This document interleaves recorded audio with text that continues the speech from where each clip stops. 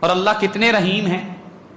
رسول اللہ صلی اللہ علیہ وسلم ایک جنگ کے موقع پر تھے تو ایک عورت کو دیکھا کہ اس کا بچہ گم ہو گیا ہے.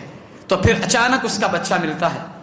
صحابہ اکرام رضوان اللہ علیہم اجمعین سامنے ہیں. تو وہ عورت اپنے بچے کو دیکھتی ہے, اپنے سینے سے لگاتی ہے. اس کے منہ سے رالیں نکل رہی ہیں, منہ بھی گندا ہے, میل لگی ہوئی ہے. تو وہ عورت جو ہے اپنے بچے کا کچھ نہیں دیکھتی اور اس کو چومنا چاٹنا شروع کر دیتی ہے. رسول اللہ صلی اللہ علیہ وسلم اپنے صحابہ کو مخاطب کرتے ہیں, کہتے ہیں میرے صحابہ اس عورت کو دیکھو, کیا یہ عورت کبھی یہ گوارا کرے گی کہ اس کا یہ لخت جگر, اس کے جگر کا ٹکڑا جہنم میں جلے؟ صحابہ کرام رضوان اللہ علیہ مجمعین نے کہا نہیں اللہ کے نبی, یہ تو کبھی بھی گوارا نہیں کرے گی کہ اس کے جگر کا ٹکڑا جہنم میں جلے. رسول اللہ صلی اللہ علیہ وسلم نے فرمایا وہ اللہ جو ہے, وہ تمہارا رب جو ہے, وہ گوارا نہیں کرتا کہ میرا بندہ جس کو میں نے سب سے افضل بنایا ہے کہ وہ آگ میں جلے, وہ اللہ اس ماں سے 70 گنا زیادہ پیار کرتا ہے اپنے بندے سے, اور ایک حدیث کے مطابق 100 گنا زیادہ پیار کرتا ہے.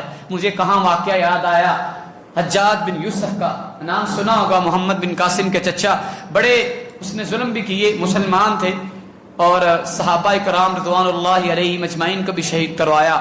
اچھے کام بھی تھے, قرآن مجید پر اعراب زبر زیر پیش اسی نے لگوائیں.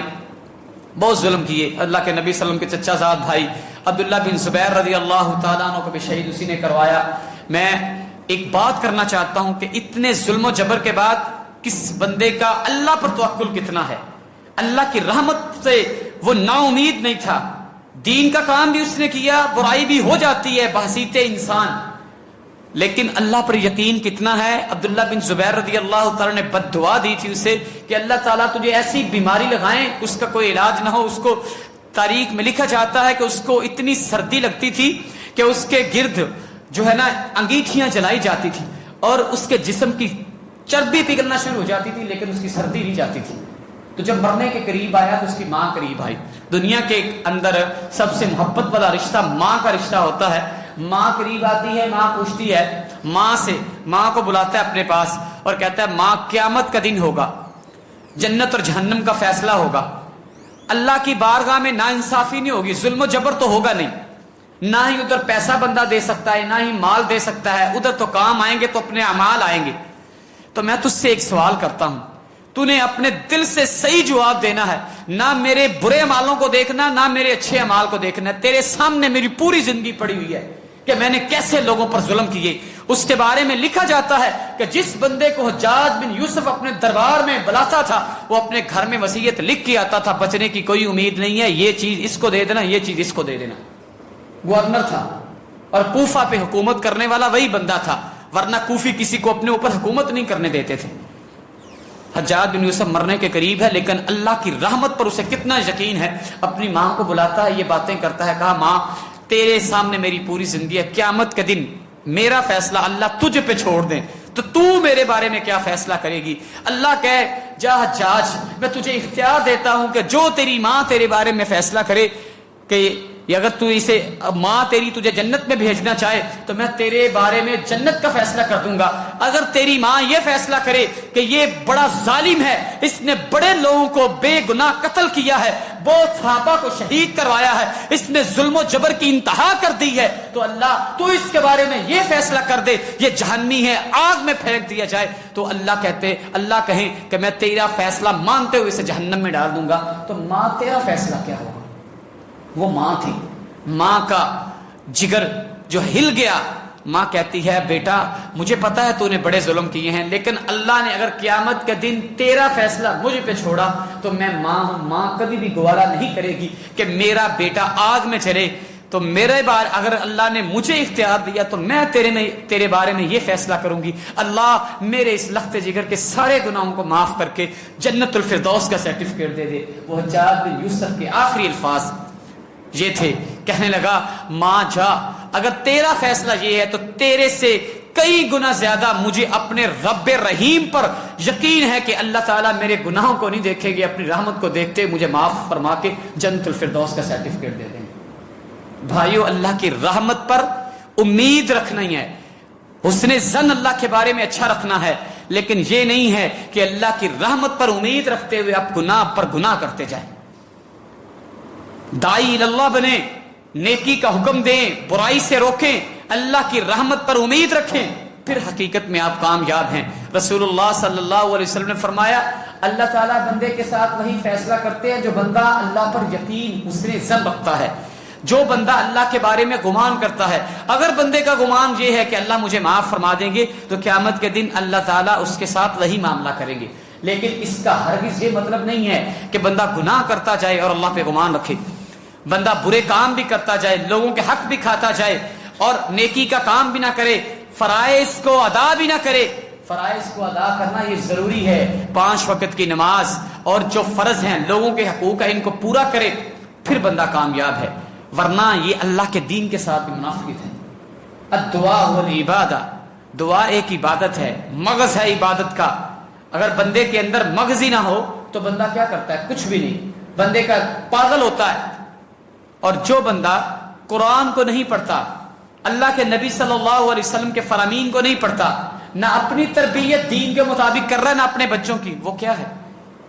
چند دن پہلے ایک پوسٹ میرے نظر سے گزری تو اس میں ایک بڑھیا جو ہے وہ اپنے گھر کے باہر، اپنی ایک مسجد کے باہر مانگ رہی ہے، تو ایک پوچھنے والے نے پوچھا ماں جی آپ کا بیٹا نہیں ہے، کوئی اولاد نہیں ہے؟ کہا بیٹا ہے، اس کے لیے بڑی محنت بھی کی ہے، بیٹا ابھی باہر چلا گیا ہے، تو باہر جا کے اس کا کوئی اتا پتہ نہیں ہے، ٹھیک ہے، وہ ایک پرچی سی کہتا کہ وہ آپ کو پیسے نہیں بھیجتا، کہا وہ پیسے تو نہیں بھیجتا میرے طرف، ہاں البتہ ہر مہینے ایک چٹھی بھیجتا ہے۔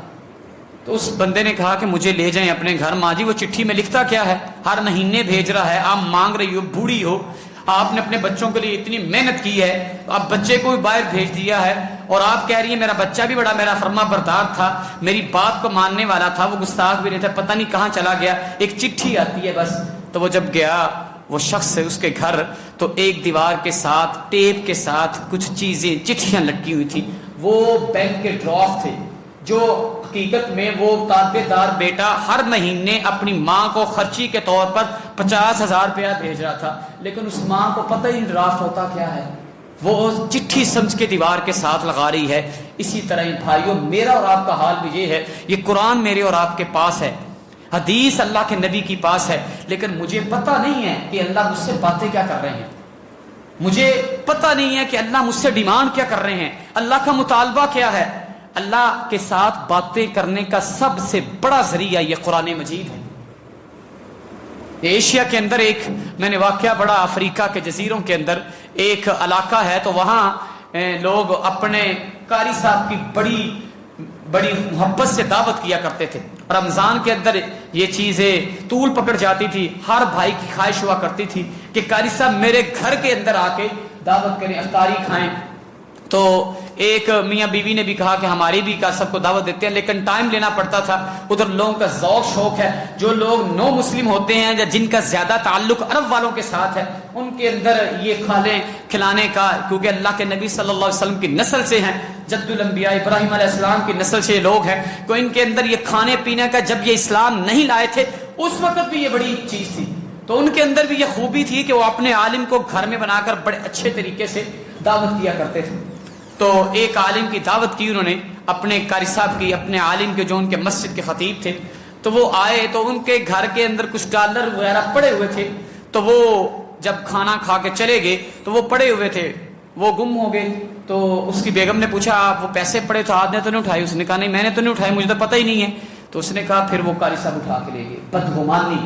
پھر وہ اپنے علماء کے بارے میں، ایک دینی شخص کے بارے میں اللہ کے نبی نے فرمایا حسن الظن من حسن عبادہ، اللہ کے نزدیک خوبصورت ترین عبادت کیا ہے؟ اچھا گمان رکھنا، اپنے اللہ کے بارے میں بھی اچھا گمان کریں۔ اس طرح دن گزرتے گئے، انہوں نے کہا تھوڑے سے پیسے ہیں، کل سب سے بات کریں گے، اچھی بات نہیں ہے، لیکن دل کے اندر بدگمانی پال لی، بیوی نے بھی اس شخص نے بھی کہ یہ پتہ نہیں دینی لوگ ایسے ہی ہوتے ہیں۔ اس طرح دن گزرتے گئے، گزرتے پھر رمضان آ گیا۔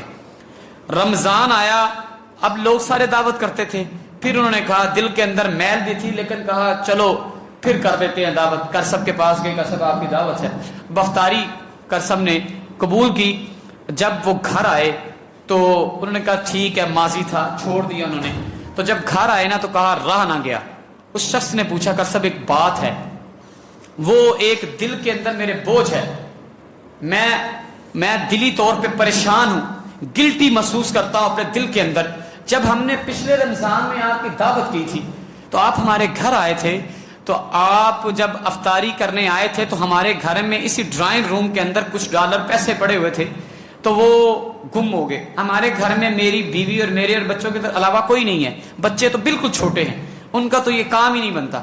اور آپ آئے تھے, ہمارے دل میں یہ ہے کہ آپ نے وہ پیسے اٹھا لیے تھے, تو اگر آپ نے اٹھانے تھے یا لینے تھے تو آپ ہمیں بتا دیتے, ہم آپ کو خود دے دیتے. لیکن آپ نے یہ اچھا نہیں کیا. ہم آپ کے بارے میں بہت اچھی رائے رکھتے تھے, ہمارے دل سے عزت کرتے تھے, لیکن یہ سال بھر ہم نے اپنے دل کے اندر آپ کے بارے میں یہ بات رکھی ہے کہ آپ ہمارے گھر کے پیسے اٹھا کر لے گئے.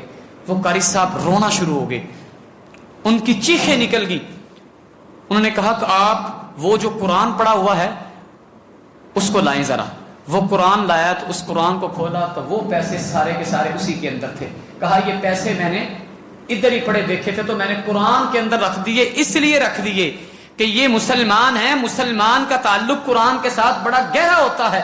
میں نے اچھا محسوس نہیں کیا کہ آپ کو دوں. میں نے کہا یہ قرآن کھولیں گے, قرآن سے پیسے مل جائیں گے. مجھے افسوس اس بات کا نہیں ہے کہ آپ نے میرے بارے میں بدگمانی پالی رکھی ہے, مجھے افسوس آج اس بات کا ہے کہ پورا سال آپ نے قرآن مجید کو کھول کے نہیں دیکھا, اپنے اللہ سے کوئی بات ہی نہیں کی. اور آج یہ لمحہ فکری ہے, اللہ کی قسم آپ اپنے رشتہ داروں, عزیزوں و اقارب کی زندگیاں دیکھ لیں, ہم نے کتنے کتنے مہینے قرآن کو کھول کے نہیں دیکھتے اور ہمیں افسوس بھی نہیں ہوتا.